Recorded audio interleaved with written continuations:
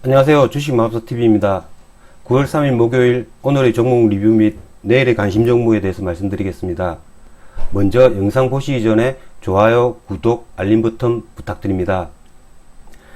금일 마감한 우리장 같은 경우에는 코스피가 1.33% 상승했고요. 코스닥은 0.85% 상승 마감했습니다.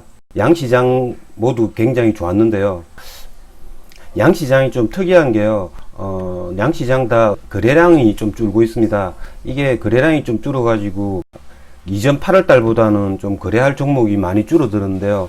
이 거래량이 준 거는 공모주, 카카오 게임즈죠. 그쪽으로 공모 자금이 몰린 결과가 아닌가 예측해 봅니다.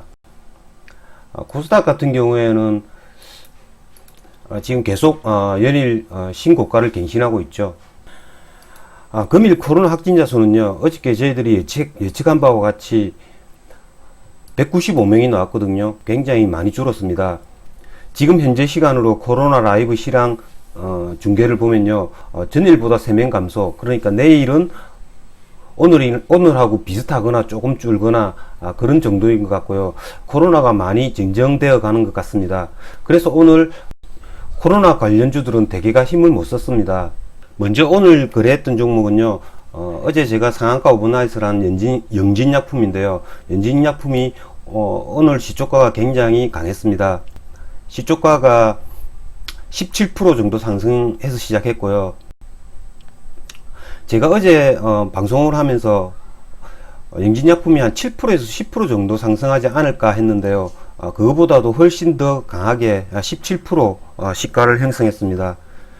이게 17% 시가를 형성한 까닭은요, 한국파마죠. 한국파마가 어제 덱사메타손의 2등주였는데요. 어저께 한국파마 같은 경우에도 상한가를 붙였죠. 어제 한국파마 같은 경우에는 2시 한 20분쯤에 상한가를 붙였습니다. 2등이라 할 수 있는데요. 호재성 기사가 떴습니다. 자, 이 기사죠. 전일 장 마감 후에 한국파마 에빅스젠과 아토피 신약 공동 개발 체결, 이게 시간의 종가 마감 후에 이 호재성 기사가 떴는데요. 이 영향인 것 같습니다. 한국파마가 아침에 시초가에 상한가에 물량이 굉장히 많이 쌓였습니다. 거의 제가 보기에 1000만 주 정도 쌓였는데요. 거의 점상 분위기였습니다. 근데 그렇게 한국파마가 거의 점상으로 시작을 하니까 영진약품 같은 경우에는 거기에 영향을 받아 가지고 시초가가 제가 생각했던 것보다 한 10% 이상 상승해서 시작한 것 같습니다. 근데 한국파마는 시작하자마자 상한가에서 무너지죠. 저는 영진약품을 그냥 시초가 17%, 이거 땡큐죠. 7% 예상을 했는데 17%니까 이거는 정말로 땡큐입니다. 그래서 저는 시초가에 다 전량 매도를 했습니다.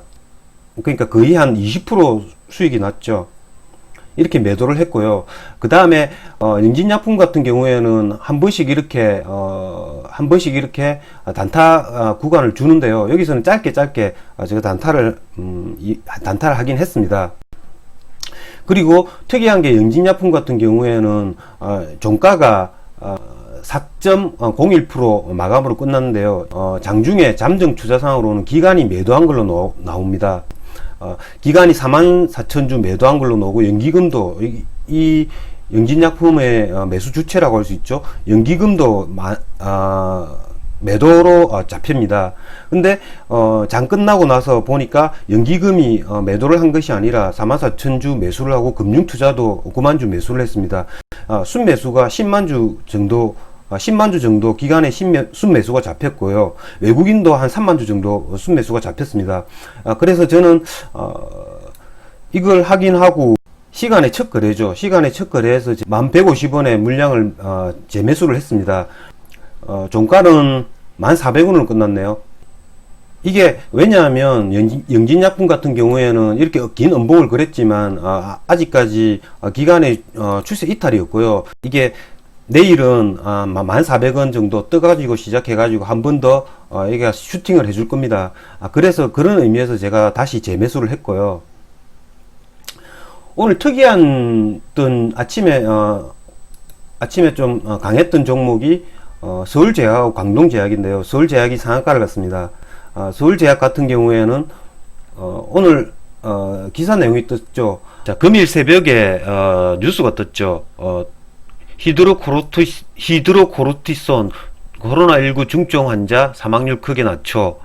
뭐 히드로코르티손이라는 스테로이드 종류죠. 스테로이드 종류 덱사메타손하고 좀 비슷한 것 같은데요. 제가 코로나19 중증 환자의 사망률을 크게 낮춘다는 이런 새벽에 기사가 떴습니다. 서울제약이 갭을 조금 떠가지고 시작했는데요. 상한가를 붙였습니다. 이렇게 급하게 상한가를 붙였습니다. 광동제약이 2등인데요. 광동제약은 상한가에 붙었다가 마지막에 상한가가 깨져가지고 19% 상승 마감했습니다. 저 같은 경우에는 서울제약을 이게 상한가에 한번 깨질 때 이때 한번 매수를 했거든요. 계속 들고 있다가 마지막에 이게 3시 15분쯤 장 종료를 10분 남겨놓고 상한가가 깨지길래 이걸 매도를 했습니다. 제가 이래서 항상 제가 상한가를 잡을 때는 1등을 잡으라는 겁니다. 만약에 2등이 광동제약을 잡았다가 만약에 매도를 하지 않았다면 거의 10% 이상의 10% 정도의 손실이 나죠. 그러니까 항상 상한가를 잡을 때는 1등을 잡아야 합니다. 그리고 어저께 제가 언급한 DPC 같은 경우에는 이렇게 제로 노출로 이틀 전 화요일이죠. 화요일과 거의 똑같은 거의 흡사한 그래프를 그립니다. 제로 노출로 이거는 계속 음봉을 그리고 제가 어저께 방송에서 말씀드린 대로 이거는 시초가에 파는 게 제일 좋았던 것 같고요. 근데 넷마블 부분이 좀 특이합니다. 넷마블 같은 경우에는요, 이렇게 시초가에서 음봉을 그리고 이걸 받쳐주면서 양봉을 그리다가 점점 올라옵니다. 그리고 시초가를 뚫어줍니다. 뚫어줘가지고 얘가 고점이 거의 한 17%까지 상승을 했거든요. 장중에 저는 이게 기관이나 외국인이 매수를 하는가 싶었는데요. 근데 조금 이상했습니다. 장중에 이렇게 프로그램 매도를 봐도 매도가 나오고 있었고요. 근데 이게 왜 오르지? 라는 생각을 했는데요. 장 끝나고 나서 보니까 개인이 15만 주로 끌어올렸더라고요. 이 개인 세력인 것 같습니다. 제가 보기에는 개인 세력인 것 같고요. 근데 이게 개인 세력을 가지고 이게 지금 넷마블 같은 경우에는 만약에 기간에 대량 매수가 들어왔다면 여기서 오버나이트 한번 해볼 만하죠. 1차 랠리, 2차 랠리, 3차 랠리, 3차 랠리를 하는 그런 데서 강력하게 기간에 매수세가 들어왔다면 슈팅을 더 줄 수 있는 구간인데요. 제가 보기에는 이 3차 랠리의 끝을 이용한 물량을 샀다가 그냥 일반 개미들한테 넘기지 않았나 그런 강한 의심이 듭니다.